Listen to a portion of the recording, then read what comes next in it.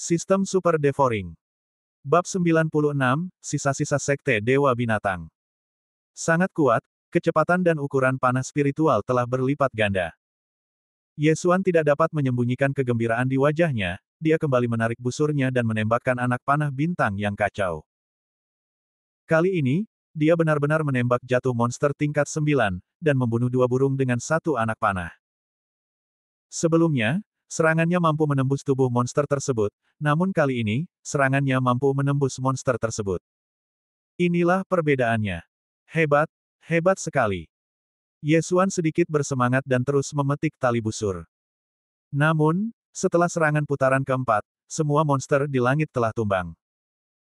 Panah bintang kekacauan yang diperkuat oleh busur elang emas sangatlah kuat, dan energinya secara langsung menciptakan lubang besar di tubuh monster-monster ini. Selama sayap mereka terluka, monster-monster ini akan jatuh. Pada jarak yang begitu jauh, mereka akan terluka parah atau bahkan terbunuh. Sepertinya tidak akan ada masalah besar.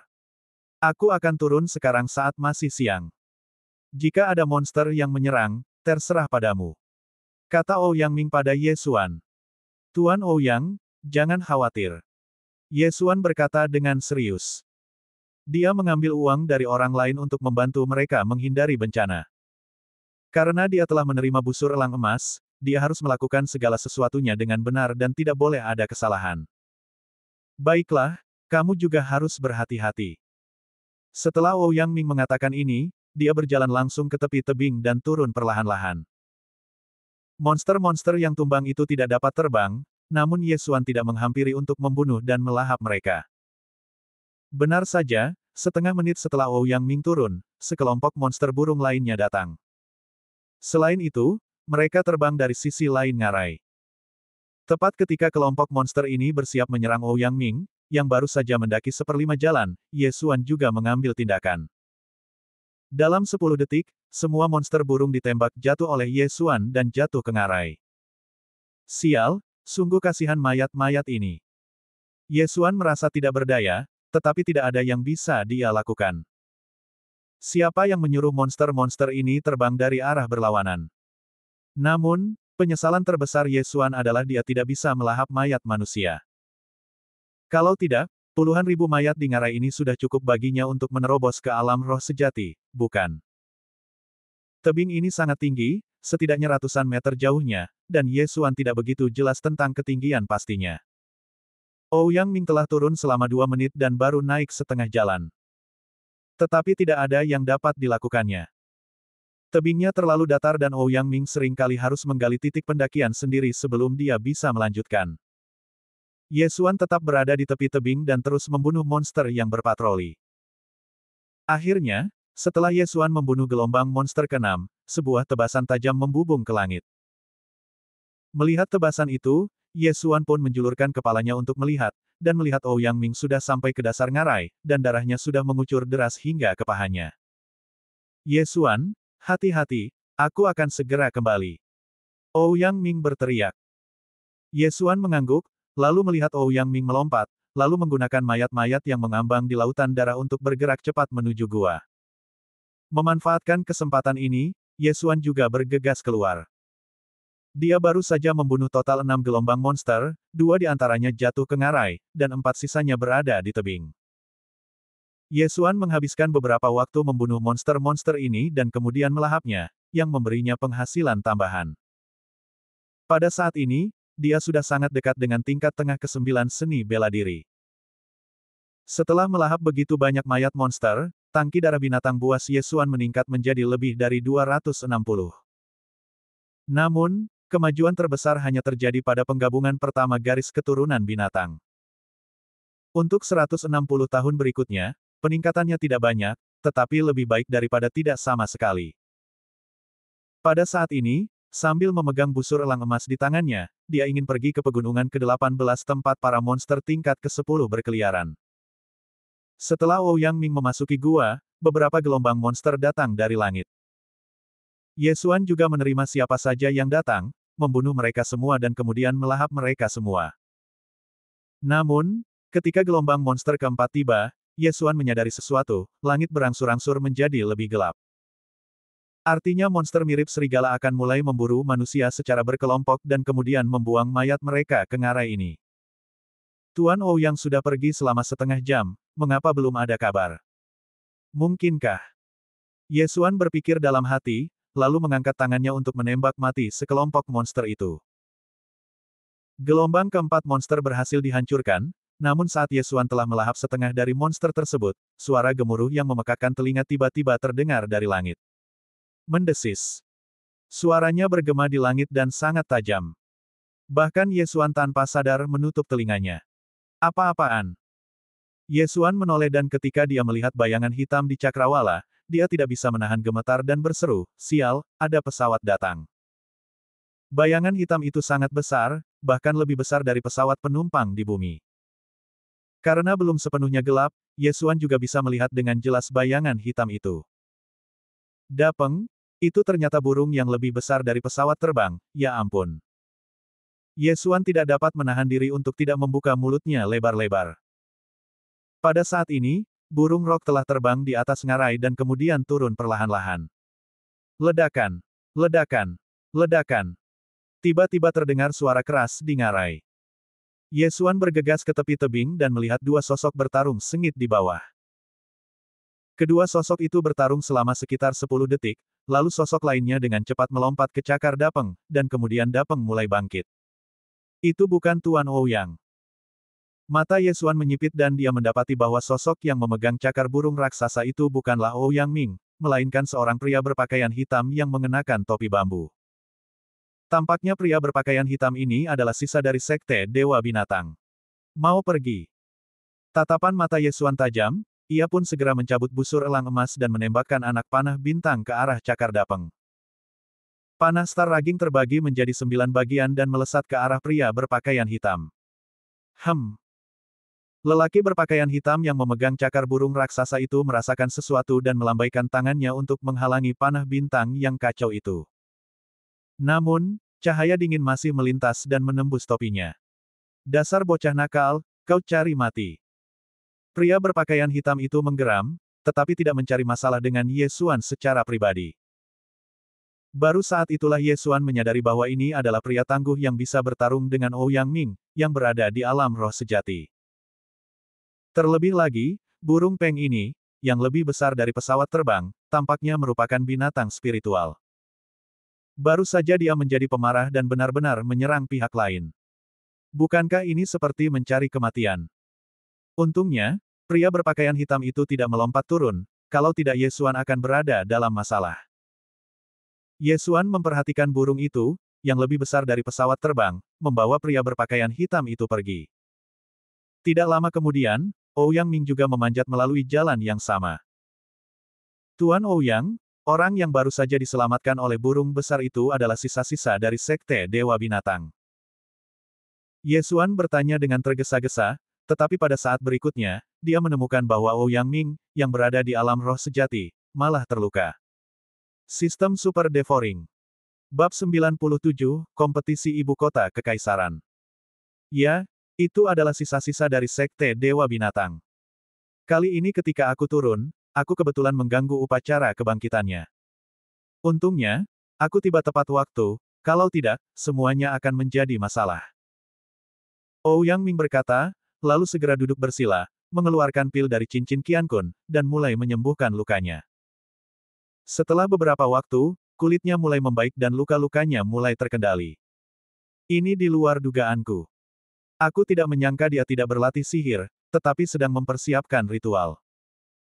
Jika aku selangkah lebih lambat, dia akan membangkitkan serigala iblis di alam esensi sejati. Ouyang Ming menarik napas lega. Alam Yuan sejati. Mendengar kata-kata ini, hati Ye Xuan bergetar. Bukankah ini alam yang lebih kuat dari alam roh sejati? Kali ini semua berkatmu. Jika dia berhasil dibangkitkan, Kekaisaran Suanyangku pasti dalam kesulitan besar. Meskipun kita tidak menangkapnya kali ini, aku akan melapor ke Kekaisaran dan mengirim para ahli untuk menyelidikinya. Tidak ada waktu yang terbuang. Aku harus segera berangkat ke ibu kota Kekaisaran. Namun sebelum itu, aku ingin memberimu sesuatu.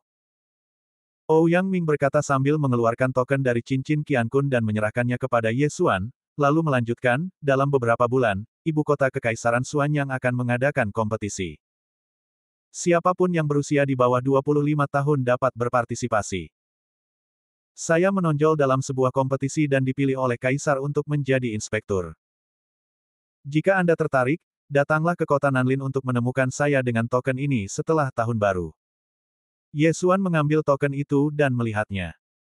Hanya ada dua kata di situ, Ouyang. Ternyata ini adalah keberuntungan besar yang disebutkan Ouyang Ming.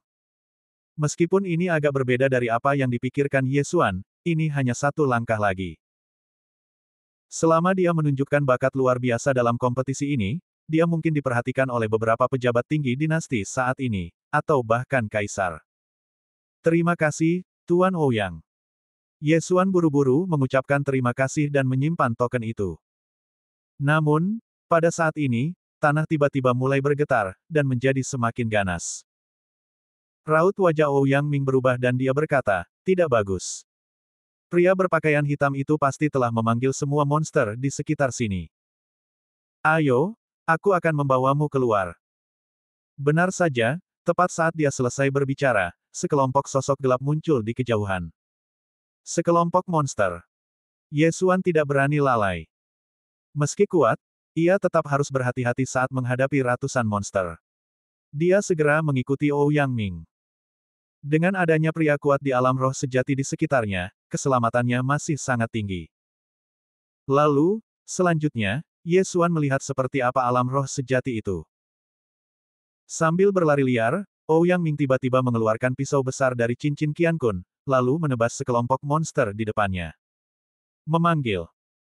Sebuah tebasan besar membelah udara dan langsung menyapu kawanan monster itu, membelah puluhan monster menjadi dua bagian, lalu meledak lagi. Ledakan. Anggota tubuh dan lengan yang patah beterbangan di mana-mana. Ledakan itu langsung menewaskan puluhan monster. Apakah ini orang kuat di alam roh sejati? Salah satu serangannya seperti rudal. Itu hanyalah pesawat pengebom buatan manusia. Ye Xuan sangat terkejut. Kalau dia punya kekuatan seperti itu, kecepatannya membunuh monster pastilah luar biasa. Namun, ada ribuan monster berlari ke arah mereka saat ini, jadi dia tidak berani tinggal dan buru-buru mengikuti Ouyang Ming pergi. Dengan adanya Ouyang Ming, seorang ahli alam roh sejati yang kuat, Ye Xuan bahkan tidak mempunyai kesempatan untuk menyerang sepanjang jalan. Ye Xuan secara kasar menghitung bahwa Ouyang Ming telah membunuh setidaknya 3.000 monster di sepanjang jalan. Kelompok monster ini juga mengejar mereka tanpa henti, tetapi mereka tidak mengikuti mereka berdua keluar dari pegunungan Lianyun 18, jadi Ye Xuan dianggap aman. Namun, ketika Ye Xuan meninggalkan gunung 18 Lianyun, hari sudah siang. Mereka telah berlari sepanjang malam. Ye Xuan, sudah waktunya aku pergi juga. Jika kamu tertarik dengan kompetisi itu, datanglah ke kota Nanlin untuk menemuiku. Setelah meninggalkan gunung 18 Lianyun, Ouyang Ming juga berkata kepada Ye Xuan. Tuan Ouyang, saya akan pergi. Ye Xuan mengangguk. Ini kesempatan sekali seumur hidup, bagaimana mungkin dia tidak pergi? Baiklah, kalau begitu mari kita berpisah di sini. Setelah Ouyang Ming selesai berbicara, dia berbalik dan pergi. Dia harus segera pergi ke ibu kota kekaisaran untuk melapor kepada keluarga kerajaan. Sisa dari kultus Dewa Binatang dapat memimpin pasukan monster yang sangat besar. Jika mereka bangkit, seluruh kekaisaran Xuanyang akan menderita. Untungnya, pria berpakaian hitam itu tampaknya tidak ingin membuat keributan besar, jadi dia tidak membiarkan monster-monster itu keluar dari pegunungan 18 Lianyun. Jika tidak, Ye Xuan dan Ouyang Ming mungkin harus melarikan diri. Melihat kepergian Ouyang Ming, Ye Xuan terdiam beberapa saat. Cek-cek, banyak sekali mayat di sepanjang jalan, kita tidak bisa menyia-nyiakannya. Ye Xuan tiba-tiba tersenyum, lalu tiba-tiba menelan semua harta karun di ruang melahap. Ding, tuan rumah telah berhasil menembus tingkat ke-9 seni bela diri. Awalnya, dia hanya berjarak puluhan juta dari peningkatan, tetapi setelah melahap 100 juta harta surga dan bumi, dia langsung menerobos. Dengan cara ini, dia pasti akan kembali, karena orang yang mengejar mereka tadi malam adalah monster tingkat ke-10 dari pegunungan ke-18. Namun, demi mayat-mayat itu, Ye Xuan juga harus kembali sekali. Mayat-mayat itu bernilai sedikitnya 100 juta. Namun, yang membuatnya tidak berdaya adalah skala perburuan monster kali ini terlalu besar dan menarik perhatian banyak prajurit manusia. Ketika dia kembali, dia sudah melihat banyak orang mengumpulkan material dari monster. Tidak ada pilihan lain selain menyamar dan mengambilnya. Tanpa pilihan lain, Yesuan harus berganti pakaian hitam.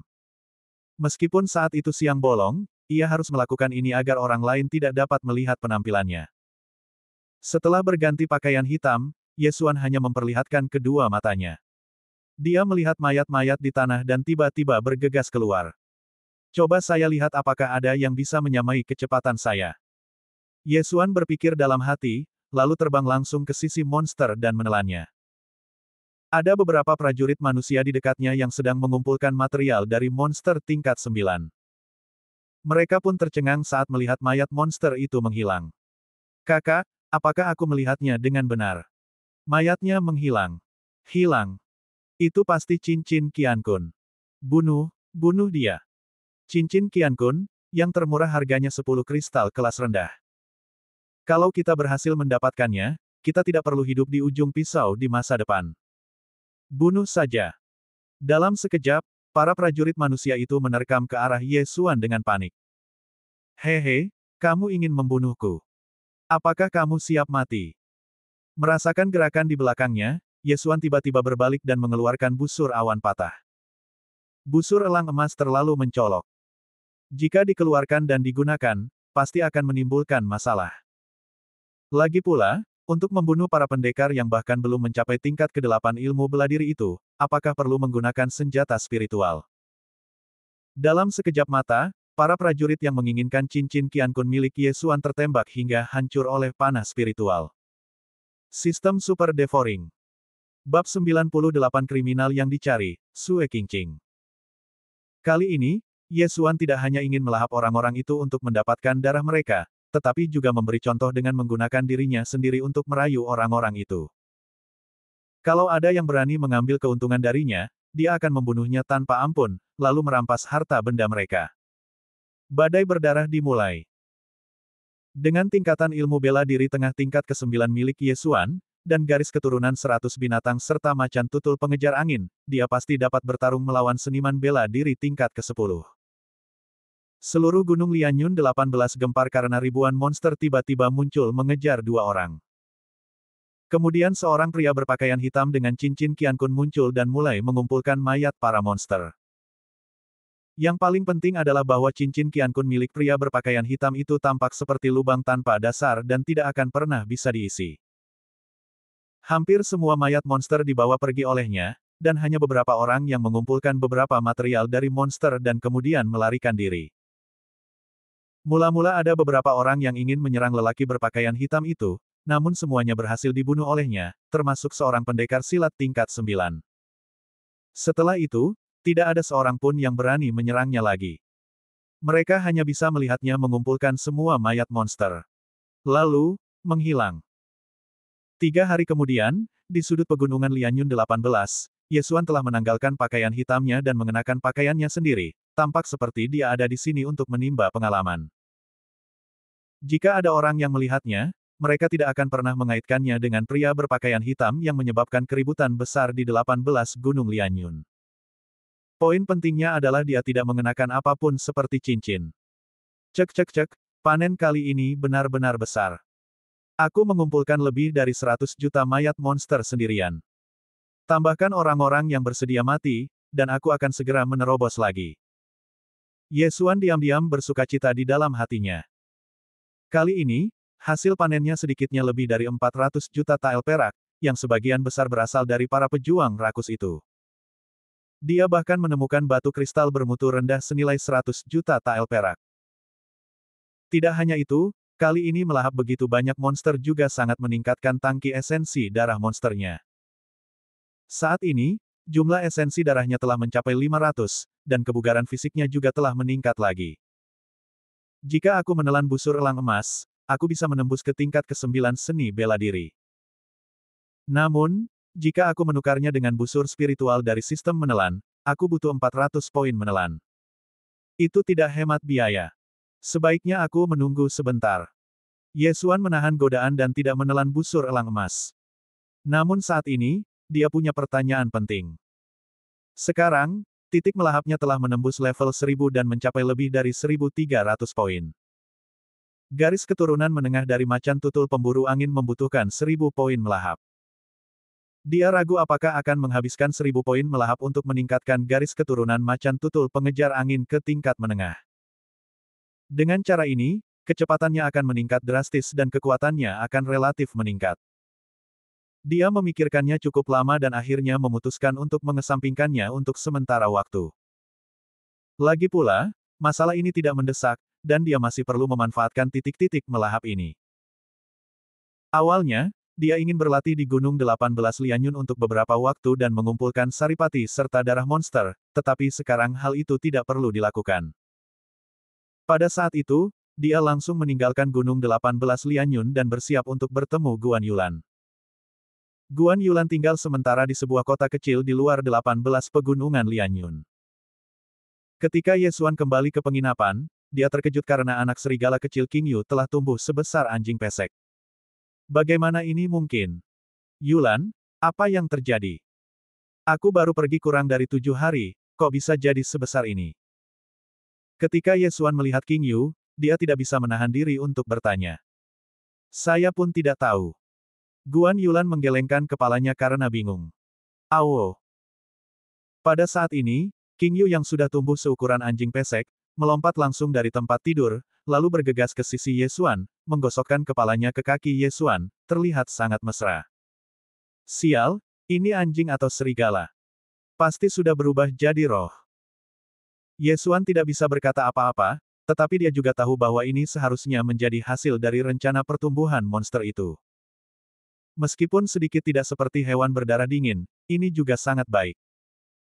Itu berarti kecerdasannya telah meningkat, bahkan dapat mengenali Guan Yulan sebagai tuannya. Jika diasuh dengan baik, dia bisa menjadi binatang spiritual di masa depan. Ye Xuan menggendong King Yu dan berkata pada Guan Yulan, baiklah, urusanku sudah selesai, ayo pergi.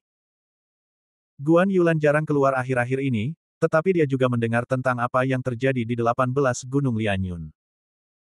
Dia langsung bertanya, ke-18 Gunung Lianyun tampaknya sangat tidak nyaman akhir-akhir ini. Aku senang kamu baik-baik saja.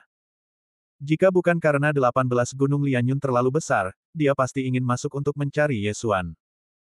Baiklah, kurasa itu salahku. Ayo pergi. Aku akan menceritakannya padamu di jalan. Ye Xuan menyeringai, lalu pergi sambil memeluk King Yu. Sekarang pekerjaannya sudah selesai, saatnya baginya untuk pergi. Perhentian mereka selanjutnya adalah kota Wanjin, dan kemudian kembali ke kota Lianyun. Sepanjang perjalanan, Ye Xuan juga menceritakan kepada Guan Yulan apa yang terjadi selama beberapa hari terakhir, termasuk pertemuannya dengan Ouyang Ming dan yang lainnya. Guan Yulan juga mendengarkan dengan penuh minat, tetapi saat dia mendengar bahwa Ye Xuan telah menerobos ke tingkat ke-9 bela diri, dia tiba-tiba menampakkan ekspresi muram. Bakat Ye Xuan jauh melampaui dirinya. Jika dia tidak bekerja lebih keras, dia akan tertinggal jauh oleh Ye Xuan. Saat itu, dia mungkin tidak akan pernah melihat Ye Xuan lagi. Beberapa hari kemudian, mereka akhirnya tiba di kota Wanjin. Tetapi sebelum mereka memasuki kota, mereka merasakan suasana yang aneh. Mengapa ada begitu banyak penjaga di gerbang kota Wanjin? Dia pernah ke kota Wanjin sebelumnya, dan saat itu hanya ada 5 penjaga di gerbang kota, tetapi sekarang, jumlahnya mencapai 20. Selain itu, setiap orang yang meninggalkan kota harus diperiksa sebelum lewat. Mengapa demikian? Saya kira beberapa penjahat yang dicari telah muncul. Ye Xuan tidak banyak memikirkannya dan hanya berjalan menghampiri Guan Yulan. Tidak perlu memeriksa orang yang memasuki kota, Ye Xuan secara alami berjalan ke gerbang kota. Namun ketika dia melihat ke arah kerumunan, dia terkejut. Ada poster pencarian yang dipasang di pintu masuk gerbang kota. Ingin penjahat, Sue Qingqing. Ye Xuan benar-benar tercengang. Mengapa Sue Qingqing menjadi buronan di kota Wanjin? Gambar pada poster pencarian ini adalah seorang gadis muda. Meski gambarnya tidak begitu bagus, dia terlihat agak mirip dengan Sue Qingqing. Poin pentingnya adalah 3 kata, Sue Qingqing, memang tertulis di sampingnya. Oh tidak, sesuatu terjadi pada keluarga Sue. Wajah Ye Xuan menjadi gelap dan dia mempercepat langkahnya. Guan Yulan di sebelahnya sedikit terkejut, tetapi dia tidak banyak bertanya dan hanya mengikuti Ye Xuan. Berhenti. Pada saat ini, seorang penjaga gerbang kota berteriak. Ye Xuan terdiam sejenak, berpikir bahwa dirinya dipanggil turun oleh penjaga karena King Yu. Namun ketika ia menoleh ke belakang, yang dipanggilnya bukanlah penjaga itu, melainkan seorang laki-laki bertopi bambu yang hendak keluar kota. Orang yang mengenakan topi bambu ini memiliki jubah hitam di atas pakaiannya. Wajahnya tidak terlihat dengan jelas, jadi tidak jelas apakah dia pria atau wanita. Sistem Super Devouring. Bab 99 sesuatu terjadi pada keluarga Sue. Berhenti. Pria bertopi bambu itu berhenti ketika mendengar teriakan itu. Kemudian dia tiba-tiba mengeluarkan sebuah kantung kain dari tangannya, melemparnya, dan membantingkan telapak tangannya, sehingga kantung kain itu pecah.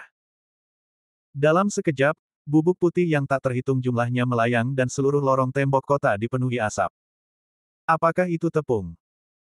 Ye Xuan juga melontarkan angin telapak tangan berulang kali, meniup bubuk putih di sekitarnya, tetapi pada saat berikutnya, dia mendengar suara perkelahian. Dia penjahat yang dicari, tutup gerbang kota segera.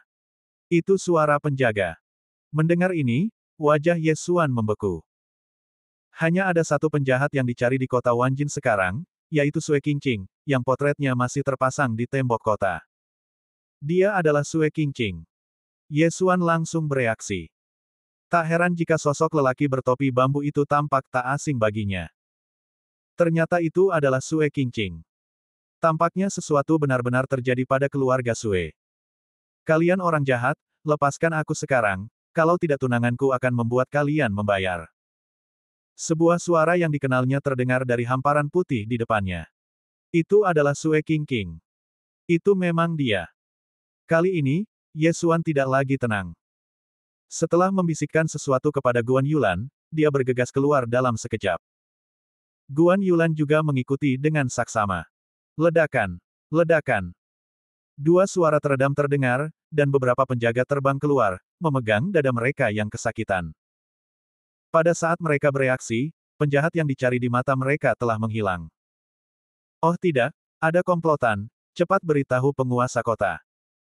Kapten pengawal itu melihat sekeliling dan mendapati gerbang kota telah ditutup, jadi dia segera berteriak. Titik. Sue Qingqing yang baru saja menyamar dan hendak meninggalkan kota, dengan mudah ditangkap oleh para pengawal karena kekuatannya yang lemah, meskipun ia menggunakan sulap. Namun tepat pada saat itu, sesosok-sosok yang tampan tiba-tiba bertindak, menjatuhkan semua pengawal di sekitarnya, dan menyelamatkannya. Ketika dia bereaksi, dia mendapati bahwa dia telah digendong oleh orang lain dan bergerak cepat di jalan. Tidak, saya sudah menikah. Sue Qingqing berpikir dalam hati dan berkata tergesa-gesa, turunkan aku. Haha, gadis kecil, kau bahkan tidak mengenaliku. Sebuah suara yang dikenalnya terdengar di telinganya. Dia memperhatikan dengan saksama dan merasa ngeri saat mengetahui bahwa laki-laki yang memeluknya dan melarikan diri saat ini adalah tunangannya, bukan? Ye Xuan, apakah itu kamu? Seru Sue Qingqing. Jika bukan aku, lalu siapa lagi? Ye Xuan meliriknya dan berlari ke sebuah gang. Saat ini, mereka sudah jauh dari tembok kota. Setelah Ye Xuan memasuki gang, Guan Yulan mengikutinya. Sue Qingqing hendak berseru ketika dia melihat seseorang masuk, tetapi saat berikutnya dia tiba-tiba menyadari bahwa orang yang datang adalah seorang gadis cantik, bukan anggota pengawal kota Wanjin. Kita satu keluarga, jangan khawatir. Ye Xuan berkata, lalu menarik Sue Qingqing ke jalan buntu, lalu bertanya, apa yang terjadi, mengapa kamu dicari? Sue Qingqing ingin bertanya siapa gadis di belakang Ye Xuan, tetapi ketika dia mendengar pertanyaan ini, dia langsung menangis dan menjelaskan, rumahku digerebek oleh penguasa kota, dan semua orang di keluargaku ditangkap dan dikurung. Kenapa? Ye Xuan memiliki firasat buruk dalam hatinya. Keluarga Sue mungkin dalam masalah karena dia. Lagi pula, putra penguasa kota Wanjin telah dibunuh olehnya. Penguasa kota baru saja mengarang cerita kejahatan untuk ayahku, dengan mengatakan bahwa ayahku bekerja sama dengan musuh dan menjadi mata-mata negara lain. Sue Qingqing berkata dengan air mata di matanya. Hati Ye Xuan bergetar. Benar saja, itu karena dia. Ketika Zhang Lai, wali kota Wanjin, mengetahui putranya terbunuh, ia ingin membalaskan dendam putranya, tetapi identitas Ye Xuan luar biasa, jadi ia hanya mengarang kejahatan untuk Sue Hai dan menyerbu rumah Sue. Jadi, paman sekarang ada di istana tuan kota. Ye Xuan bertanya dengan heran. Ya, orang tuaku ditangkap, bahkan pendeta keluarga Sueku pun tidak melarikan diri. Sue Qingqing mengangguk dengan air mata di matanya. Begitukah? Ye Xuan merasa sangat bersalah. Penguasa kota besar adalah pejabat kekaisaran Xuanyang, jadi tidak mudah baginya untuk mengambil tindakan. Tapi semua ini disebabkan olehnya, bagaimana mungkin dia hanya berdiri dan menonton. Hal yang paling dibencinya adalah ketika ada orang yang menyerang orang lain di sekitarnya, bahkan memarahinya pun tidak dapat diterima.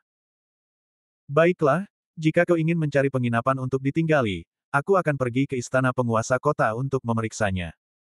Kata Ye Xuan. Tapi, kamu. Sue Qingqing terkejut. Ye Xuan ingin menjelajahi mansion tuan kota sendirian. Bukankah ini sama saja mencari kematian? Jangan khawatir, aku sangat kuat sekarang. Bahkan penguasa kota bukanlah tandinganku.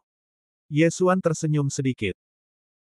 Wali kota Wanjin, Zhang Lai, baru berada di tingkat awal seni bela diri ke-9, sementara sekarang dia berada di tingkat tengah seni bela diri ke-9, satu tingkat lebih rendah dari yang lain. Mungkinkah dia masih takut pada yang lain? Bahkan penguasa kota, Sue Qingqing sudah terkejut. Baru beberapa saat sejak dia dan Ye Xuan bertemu, namun yang terakhir sudah menjadi begitu kuat. Baiklah, jangan khawatir. Aku akan pergi melihat dan mencari cara untuk menyelamatkan mereka. Setelah Ye Xuan mengatakan itu, dia membawa Sue Qingqing untuk membuka penginapan dan membiarkannya bersembunyi di penginapan terlebih dahulu. Ye Xuan merasa lebih lega mengetahui bahwa Yulan ada di dekatnya. Meskipun Guan Yulan berada di tingkat ke-8 awal seni bela diri, dia adalah murid sekte Liyun. Kekuatannya lebih kuat dari seniman bela diri rata-rata di tingkat menengah ke-8, dan bahkan dapat dibandingkan dengan seniman bela diri di puncak tingkat ke-8. Setelah meninggalkan penginapan, Ye Xuan juga menanyakan lokasi rumah tuan kota dan kemudian langsung berlari ke sana. Faktanya, dia bisa bersembunyi, lalu membuat keributan besar di mansion tuan kota dan menyelamatkan Sue Hai dan yang lainnya. Namun, jika ini dilakukan, semua anggota keluarga Sue akan menjadi buronan. Tidak apa-apa kalau mereka hanya dicari oleh kota Wanjin, tapi kalau penguasa kota Wanjin menyebarkan perintah pencarian ke kota lain, maka akan merepotkan. Oleh karena itu, tindakan yang sah harus diambil untuk menyelamatkan semua anggota keluarga Sue dan menghilangkan surat perintah pencarian terhadap Sue Qingqing. Ye Xuan datang ke gerbang mansion tuan kota, berpikir sejenak, lalu berjalan lurus ke sana. Berhenti, siapa kamu? Penjaga istana tuan kota menghentikan Ye Xuan. Pada saat ini, Ye Xuan langsung mengeluarkan token dan berkata, saya Ye Xuan, mentor sekte Liyun, dan saya ingin bertemu dengan penguasa kota Anda. Penjaga itu tertegun, lalu menampakkan ekspresi jijik, melangkah maju dan berkata, dari mana asalmu, bocah nakal, jika kau benar-benar guru sekte Liyun, maka akulah kaisar dinasti ini. Jadi, kamu tidak percaya. Ye Xuan menyipitkan matanya. Minggir. Kau masih ingin bertemu dengan wali kota kami. Penjaga itu jelas tidak mempercayainya, tetapi itu bukan salahnya. Bagaimanapun, seseorang harus berada pada seni bela diri tingkat ke-9 untuk menjadi mentor sekte Liyun. Hehe. Ye Xuan tidak banyak bicara. Ia merasa bahwa ketika memungkinkan untuk mengambil tindakan, seseorang seharusnya mencoba untuk tidak berbicara. Ledakan. Tiba-tiba sebuah hantaman tenaga menyambar sipir yang sudah berada di tingkat ke-6 ilmu bela diri itu dan langsung menjatuhkannya. Berani sekali kau. Melihat hal itu, seorang penjaga lainnya segera menyerbu ke depan sambil menodongkan pisau di tangan. Di kota Wanjin, ada orang yang berani menyerang penjaga istana tuan kota. Mereka benar-benar sedang mencari kematian. Sistem Super Devouring. Bab 100, ketuk pintunya. Akan tetapi, sebelum kaki depan lelaki itu mendarat, sebuah sosok melintas di sampingnya, lalu meninjunya, dan dia pun terpental seperti penjaga itu. Zhang Lai, keluarlah. Ye Xuan berteriak ke arah langit, suaranya bergema di langit dan hampir separuh orang di kota bisa mendengarnya. Pada saat itu, orang-orang di sekitar bertanya-tanya, siapakah Zhang Lai? Namun, pada saat berikutnya, mereka semua bereaksi. Bukankah Zhang Lai adalah penguasa kota Wanjin? Siapakah yang berani menantang penguasa kota Wanjin? Dalam sekejap, banyak orang berkumpul di sekitarnya, dan hanya ada seorang pemuda yang berdiri di luar rumah tuan kota. Apakah itu dia? Hei, bukankah pemuda ini menantu keluarga Sue? Seseorang mengenali Ye Xuan. Begitu ya. Keluarga Sue diketahui bersekongkol dengan musuh beberapa hari yang lalu. Dia pasti datang untuk menyelamatkan keluarga Sue. Tapi, pengkhianatan adalah kejahatan serius dan hukumannya adalah pemenggalan kepala. Apakah dia bisa diselamatkan? Itu belum tentu benar. Dia adalah murid wakil pemimpin Sekte Liyun. Sekte Liyun adalah sekte besar, dan konon pemimpinnya adalah orang yang sangat kuat. Meskipun banyak orang biasa di antara kerumunan, ada juga orang-orang yang berpengetahuan luas. Tak lama kemudian, jumlah orang bertambah banyak. Tak lama kemudian, banyak orang kuat keluar dari istana tuan kota, termasuk para pengawal dan pelayan yang direkrut oleh Zhang Lai. Dasar bajingan kecil, beraninya kau menyebut nama tuan kota di depan rumahnya. Seorang lelaki kekar berjalan keluar dikelilingi para majikan. Begitu dia muncul, seseorang mengenalinya. Itu Cao Ba, kepala pengawal istana tuan kota. Kudengar dia adalah seorang pendeta yang baru saja direkrut oleh penguasa kota. Dia dulunya adalah seorang mentor sekte Lietian dan kekuatannya luar biasa. Ketika lelaki kekar itu berjalan keluar, orang banyak tidak dapat menahan diri untuk mundur selangkah, karena Cao Ba sangat kejam. Dia telah membunuh beberapa orang bulan ini, dan mereka semua adalah orang yang tidak bersalah. Oleh karena itu, ketenarannya telah menyebar ke seluruh kota Wanjin. Kamu yang berteriak di sini. Setelah Cao Ba keluar, dia melihat sekelilingnya lalu memfokuskan perhatiannya pada Ye Xuan. Ye Xuan menatapnya dan merasakan aura kekerasan dari pihak lain. Dia tidak menyangka bahwa Zhang Lai benar-benar dapat merekrut seorang pendekar bela diri tingkat 9. Dia cukup beruntung. Tidak buruk. Ye Xuan mengangguk. Berani sekali kau. Kau mencari kematian. Cao Ba juga orang yang tidak sabaran. Dia akan menyerang segera setelah dia tidak setuju dengan sesuatu. Dia bergegas maju dan menamparkan wajah Ye Xuan dengan tangannya. Kalau saja tangannya yang seperti cakar beruang itu menamparkan muka orang biasa, pasti kepala orang itu akan terpenggal. Oh tidak, oh tidak. Tamparan dari Cao Ba ini bukanlah sesuatu yang bisa ditahan oleh orang biasa. Anak ini sudah tamat. Seseorang segera menutup matanya, tidak berani menonton adegan berikutnya. Patah. Suara renyah terdengar sebelum beberapa orang memejamkan mata, dan pada saat yang sama, terdengar seruan dari sekelompok orang. Tetapi apa yang mereka harapkan tidak terjadi sama sekali. Ye Xuan masih berdiri di sana, tapi Cao Ba sudah pergi. Di mana Cao Ba? Yah, sepertinya dia terbang ke istana penguasa kota. Bagaimana ini mungkin? Sekelompok orang tidak dapat mempercayainya. Mereka yang tidak menutup mata tidak melihat Ye Xuan bergerak, mereka juga tidak melihat Cao Ba terbang keluar. Hanya beberapa prajurit yang dapat melihat bayangan sisa. Ye Xuan sama sekali tidak menganggap serius Cao Ba. Setelah menjatuhkannya dengan pukulan, Ye Xuan berteriak lagi, Zhang Lai, keluar. Siapa yang mencariku? Sebelum Ye Xuan menyelesaikan kata-katanya, seorang pria berjalan keluar dari rumah tuan kota. Dia adalah Zhang Lai, orang yang pernah ditemui Ye Xuan sebelumnya. Itu kamu. Zhang Lai berseru setelah melihat Ye Xuan, karena Ye Xuan adalah pembunuh putranya. Ya, ini aku. Ye Xuan mengangguk. Pada saat yang sama, dia juga memperhatikan bahwa tubuh Zhang Lai bergetar terus-menerus setelah melihatnya. Dia jelas sedikit marah dan mungkin menyerang kapan saja. Namun, dia mengerti identitas Ye Xuan. Murid dari wakil pemimpin Sekte Liyun.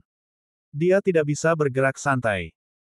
Ye Xuan, kau, pembunuh yang telah membunuh anakku, beraninya kau muncul di hadapanku hari ini. Zhang Lai berkata dengan wajah muram. Apa? Setelah mendengar ini, semua orang yang hadir langsung terkejut. Tuan muda kota Wanjin terbunuh. Lagi pula, dia adalah menantu keluarga Sue.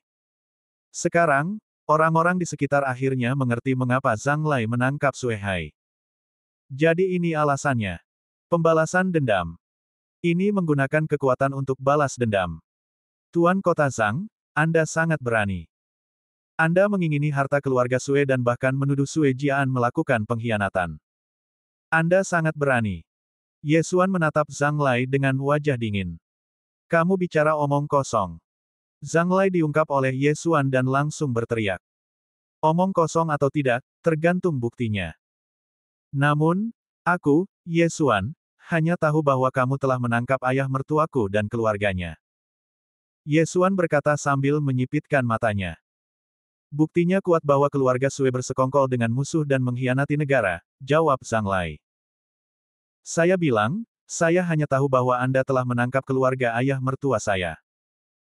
Tidak peduli apakah Anda punya bukti atau tidak, saya harap Anda bisa membebaskan mereka.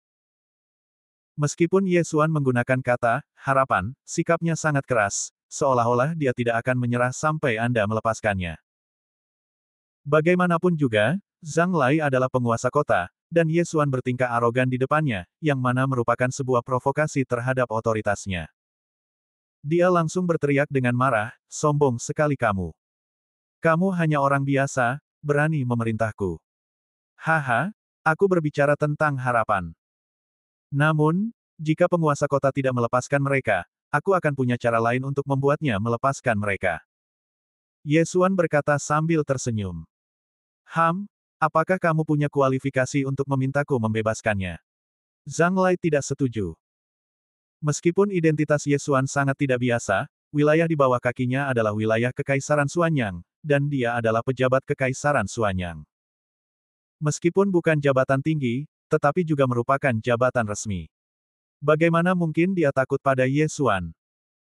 Saya hanya orang biasa, jadi wajar saja saya tidak punya kemampuan untuk meminta wali kota membebaskan orang. Namun, Tuan Ouyang Ming, Inspektur Kabupaten Nanlin, punya kewenangan ini, kan? Setelah Ye Xuan selesai berbicara, dia tiba-tiba mengeluarkan sebuah token dari tangannya, yang merupakan token yang diberikan Ouyang Ming kepadanya hari itu. Inspektur. Mendengar ini, Zhang Lai gemetar tak terkendali. Dia melihat kata, Ouyang, tertulis pada token di tangan Ye Xuan. Status Inspektur Jenderal disamakan dengan seorang pangeran. Tidak mungkin, bagaimana kau bisa kenal Tuan Ouyang? Zhang Lai tidak dapat mempercayainya. Ye Xuan mendengus dingin dan melemparkan token di tangannya.